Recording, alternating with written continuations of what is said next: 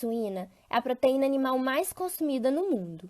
Segundo a Embrapa, o Brasil é o quarto maior exportador mundial de carne suína, com números que chegam a 646 mil toneladas, ficando atrás apenas da União Europeia, Estados Unidos e Canadá.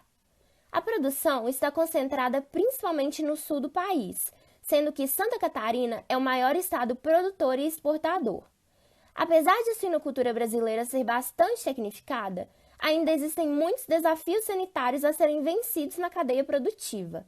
A peste suína clássica é uma doença que acomete suínos e que será abordada neste vídeo, juntamente com seus impactos sobre a produção da carne suína brasileira e mundial.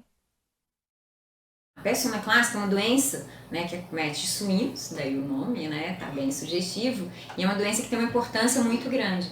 Ela não é uma zoonose. O que quer dizer isso? Ela não é transmitida do suíno para os seres humanos, só que mesmo assim ela é uma doença que tem uma importância muito grande, pelo impacto econômico que essa doença tem dentro da suinocultura mundial. Se um país estiver tendo um surto, casos de doença em animais com esse vírus, que é um vírus que causa a peste suína clássica, esse país não vai poder exportar carne suína para países que normalmente importam a carne do Brasil, tá?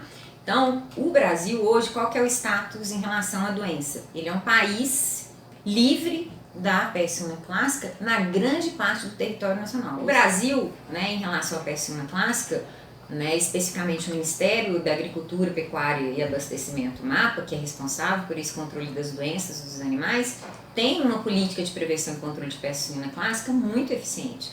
São medidas que resultaram, inclusive, na eliminação do vírus de grande parte do território nacional.